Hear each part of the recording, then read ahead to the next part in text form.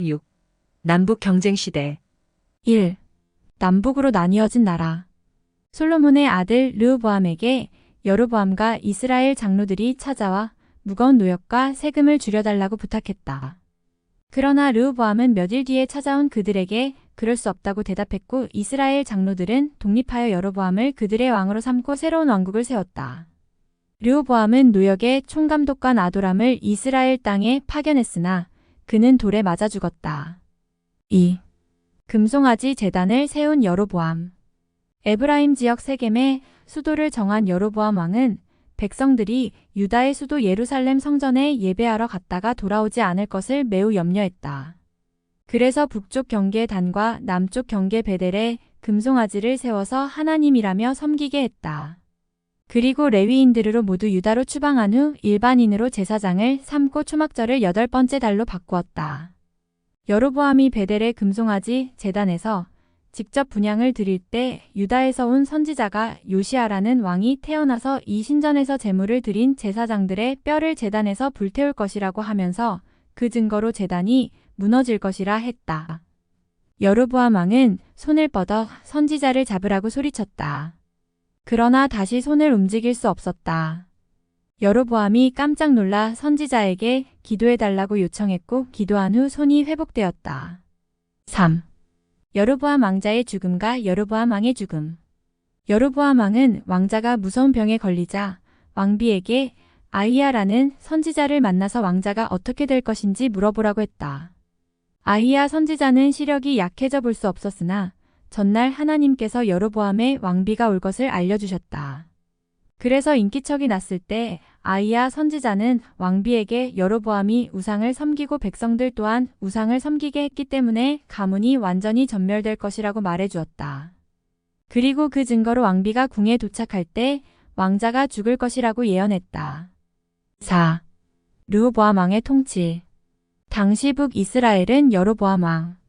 르호보암은 예루살렘으로 돌아와 유대 부족을 모아 이스라엘과 싸워서 모든 부족을 되찾으려 했지만 하나님께서는 스마야 선지자를 통하여 싸우러 올라가지 말라고 말씀하셨다. 그 이유는 바로 하나님의 뜻이었기 때문이다.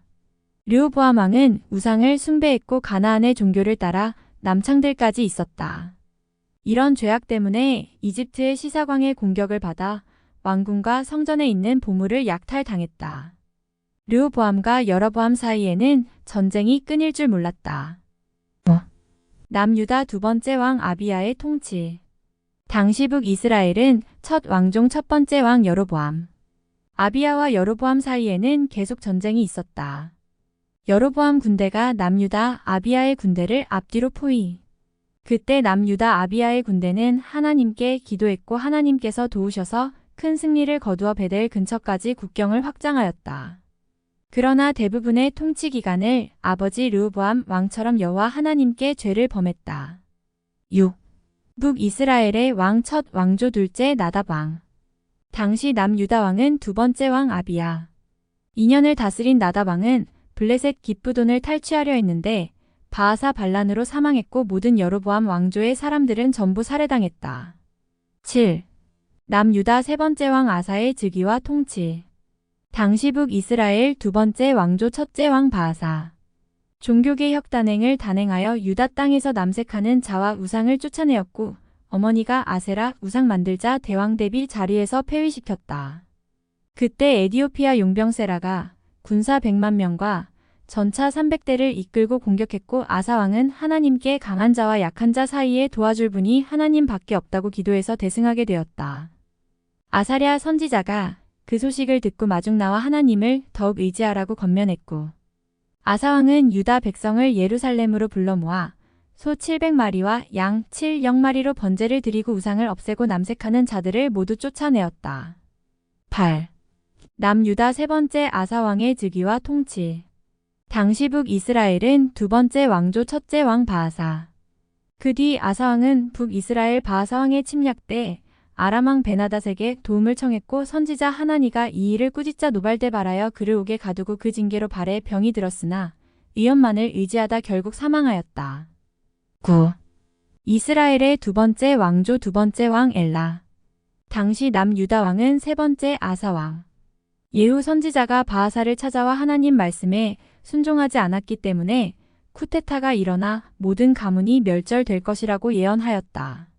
그 뒤에 두 번째 왕 엘라가 왕위에 올랐는데 블레셋 기브돈을 탈취하려다 전차 절반을 통솔하는 시므리 장군의 반란으로 가문 전체가 전멸당했다. 이스라엘의 세 번째 왕조 첫 번째 왕 시므리 7일간 다스렸다.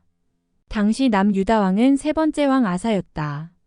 오므리 군대는 이 소식을 듣고 오므리를 왕으로 추대했고 그 소식을 들은 시므리는 궁에 불을 지르고 자살했다. 오므리는 백성 절반의 지지를 얻어 왕이 되었다. 10. 북이스라엘 네 번째 왕조 첫째 왕 오므리의 통치. 당시 남유다 왕은 세 번째 아사왕. 오므리는 백성절 반의 지지를 얻어 왕위에 올랐고 나머지는 디브니를 왕으로 세웠다. 6년 동안 내전이 있었지만 결국 디브니는 패배하였다. 그 후 오므리 왕은 사마리아를 사들여 수도로 삼았고 모압 땅을 정복했다. 또한 페니키아와 동맹을 맺고 아들 요압을 페니키아의 공주 이세벨과 결혼시켜서 바알과 아세라 우상을 들여왔고 공식적으로 섬기게 했다. 11. 아합 왕과 그릿 게울가의 선지자 엘리야. 북이스라엘 네 번째 왕조 둘째 왕 아합 왕의 통치. 당시 남유다 왕은 3대 아사왕.